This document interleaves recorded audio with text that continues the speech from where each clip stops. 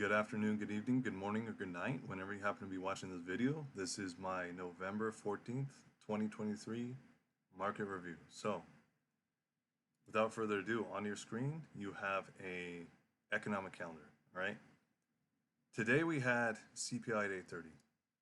Very interesting news release, very interesting things that happen during days that have this. We're going to get into those when we get into the charts, all right?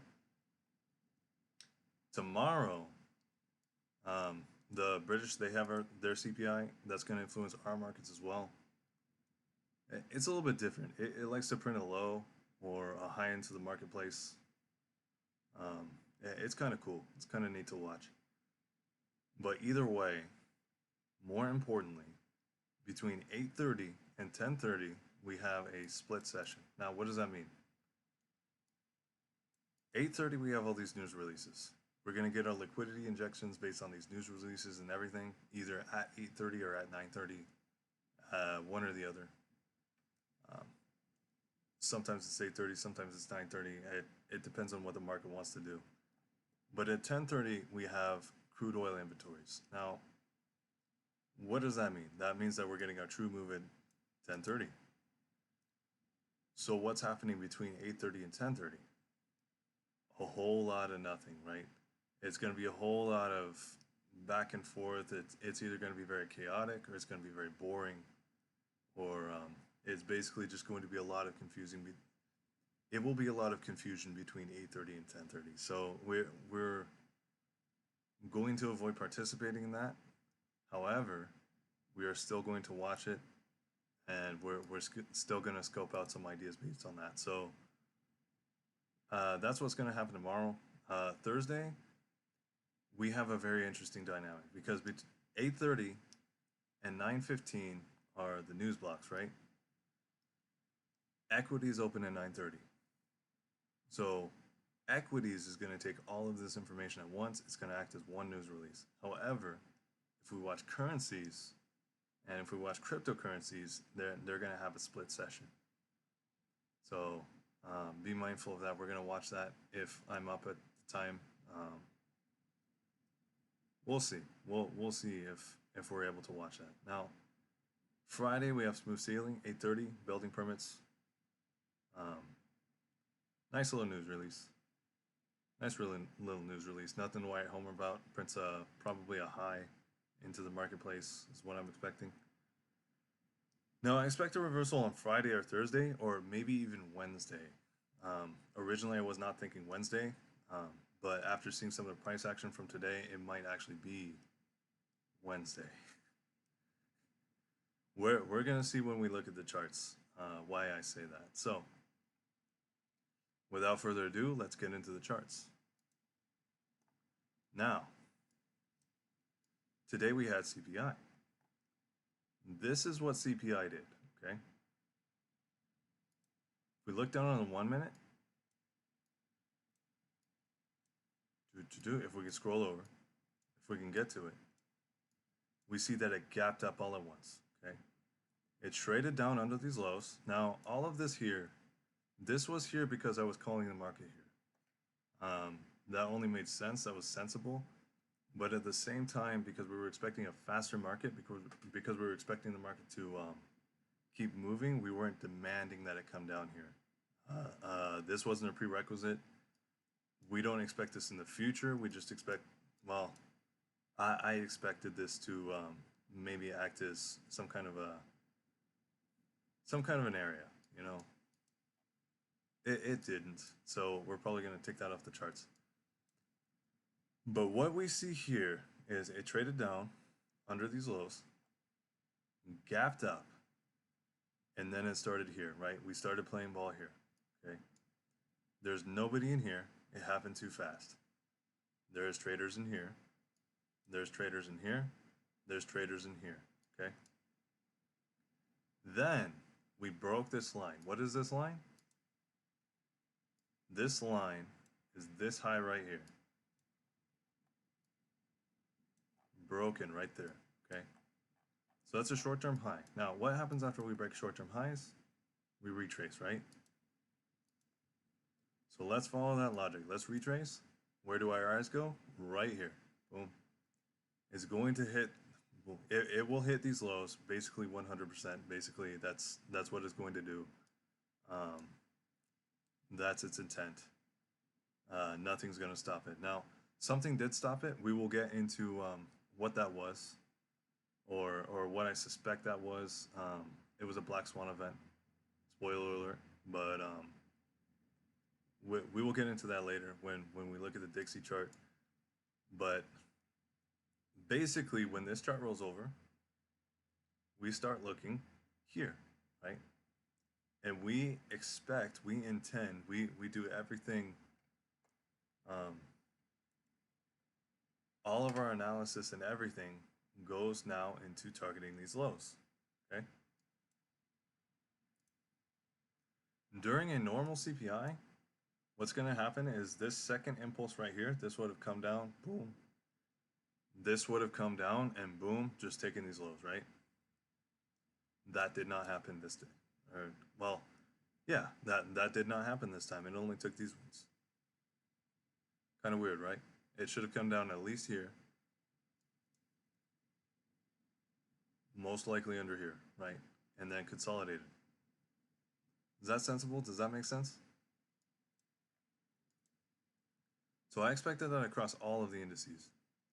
I expected that in the ES. The ES was a little bit lighter than the NASDAQ for some reason. Well, actually, we can explain the ES because it had yet to reach its objective. It didn't even reach a. It didn't even print a full average daily range.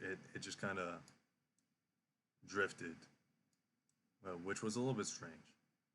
But if we look at the Dow, this is the one that we really expect to come down and take that low. It didn't do it. So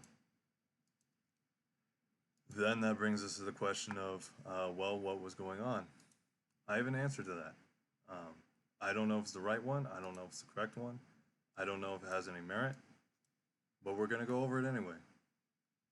If we look at the Dixie, we see something very interesting. We see the CPI candle, boom, perfectly fine. Then after the CPI candle, it just kept going and going and going. Did it hit an objective with the CPI candle? Yes, yes it did. Boom, right there. So it could have retraced. It could have come down here and retraced. It could have done, well, it could have done a whole lot of sensible things, but it just did this. This is extremely unusual for the Dixie. This is extremely unusual for currencies, okay? So what happened? What do I think happened? I think that there was a black swan event that was at play in the markets. Let's talk about it.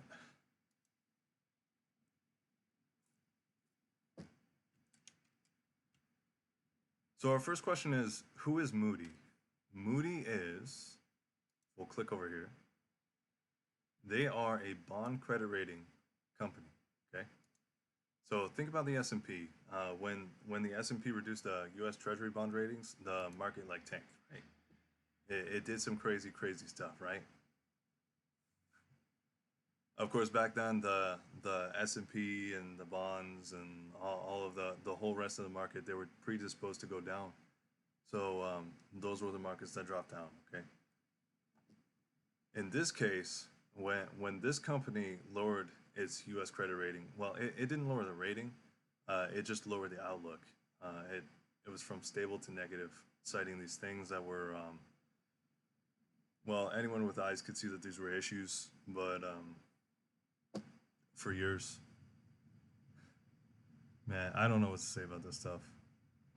This stuff is crazy, but that they lowered their outlook. They officially lowered their outlook from stable to negative over the weekend. So that's what I suspect happened here. That's also probably why I suspect that the Dixie didn't even have the strength to come up and start tagging highs. Because that would have been very sensible, especially with the world holding its breath right now. This should be a very volatile asset. This should have very bullish pressure holding it in place, even though it's predisposed to go down. But yeah, I think that's what happened in these markets today. Um, Going forward, my outlook hasn't really changed all that much. However, if you'll notice, look at this target that Dixie is moving towards. Yeah, this thing moved 3/4 of the way to its target. Isn't that nuts? That once we reach this target, I might have to reassess. I might have to get out of the market. I might have to. Well, we'll change our outlook. We'll see what happens. Okay.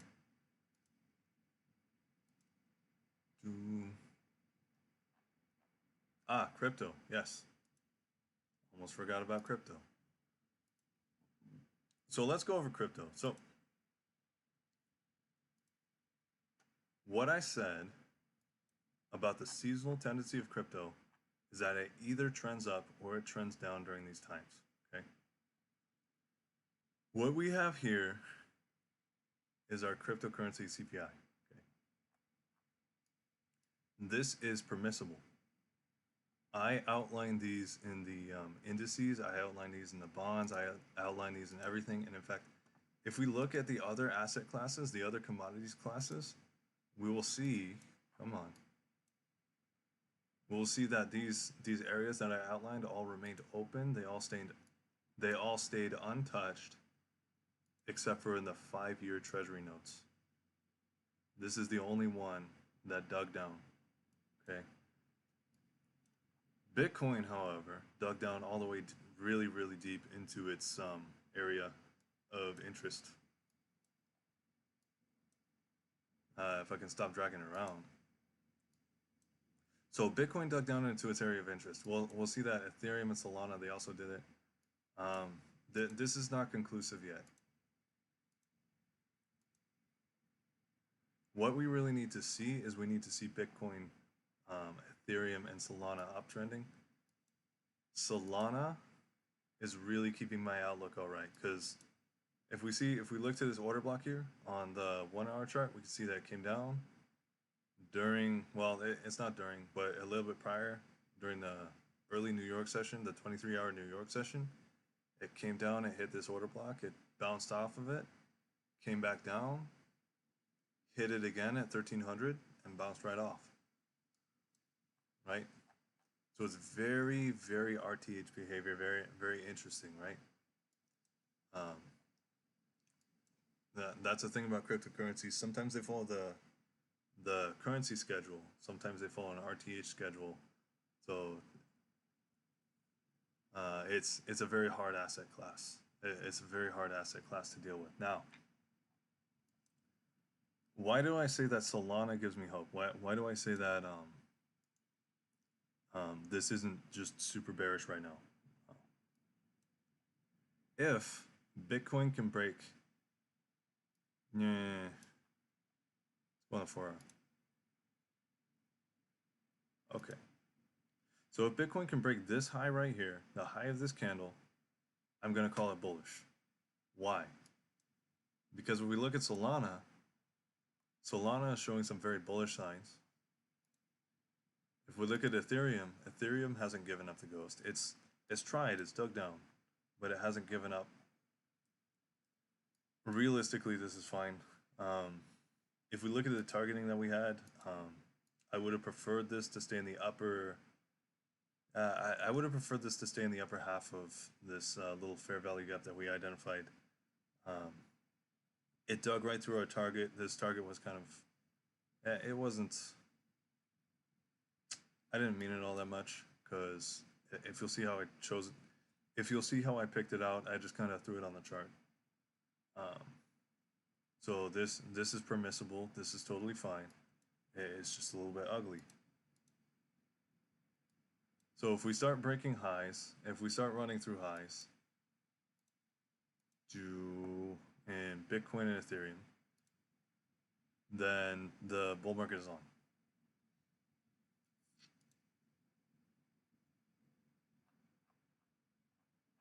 And you can see I was messing around with this, huh?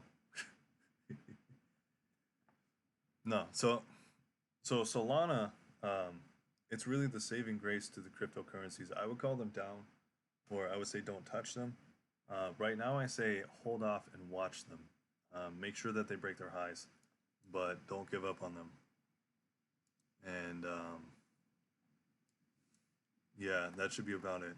So yeah, going forward in the week, watch out for those split sessions. The low of the week should be in. The low should absolutely be in. So when we look at these, like let me take these T-bond futures for example. The market can come down. It can take these lows. It can trade into these order blocks that we see, do like this one.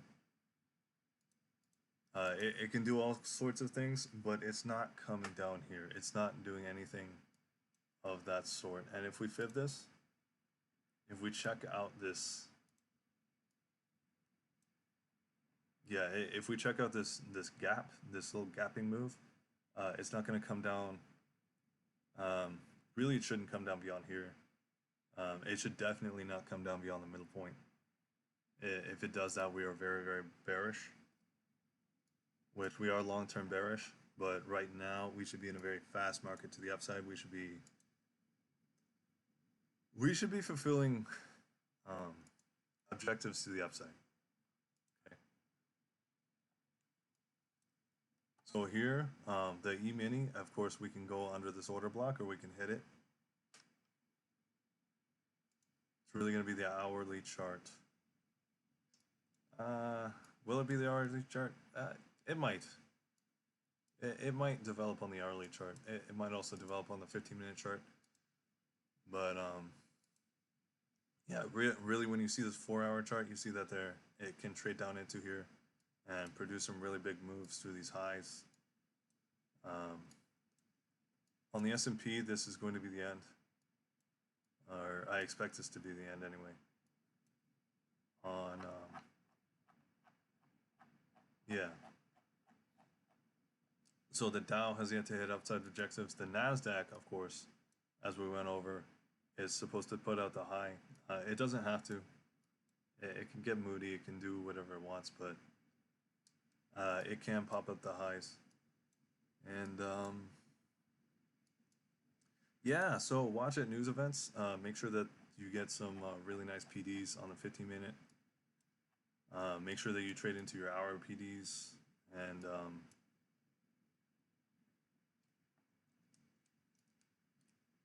really, that's all I got for you. So we expect it to come down here.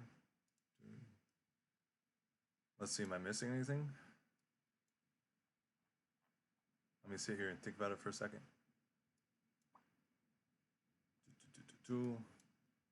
Oh, the Dixie targeting. Okay.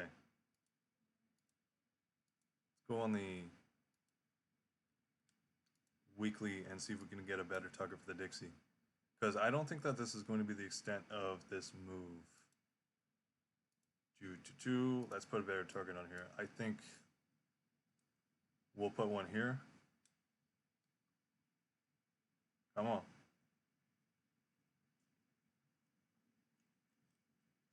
There we go.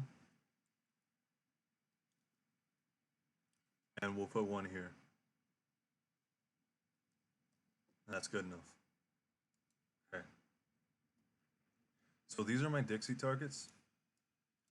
I do definitely 100% expect it to come down and hit here just over the next couple of days. It might come down here as well. Let's monitor that. Let's take a look as the week progresses. But this definitely.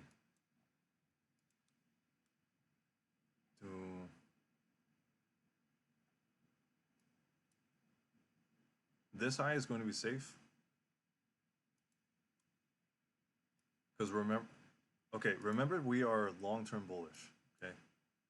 No, long-term bullish, we are long-term bearish, okay? And we are macro scale, we're bearish. Macro scale, we are bearish on these. So what's going to happen is we're going to come up, we're going to start printing bearish structure. The market's not going to be able to hold it. It's going to fall out of bed eventually because of what because of what the bonds have been doing so far. So really, Am I missing anything? We may come down here. We may still come down here. I do expect that, but at this point, I'm not going to demand it based on what the dollar has done and what the dollar can still do, has been doing. It's just been doing straight parabolic moves, not letting the market move.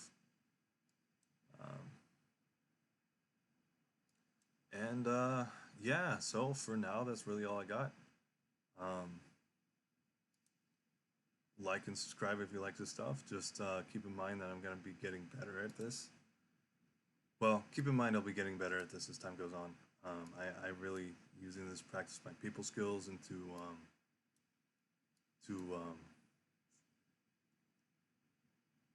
really start explaining this stuff the way ICT did. It's really unfortunate that he has to get off, but he does have a life, and it's really up to us to keep the fire going. So, I guess in memory of ICT, we got to do what we got to do. Anyway, thank you for your attention, and good night.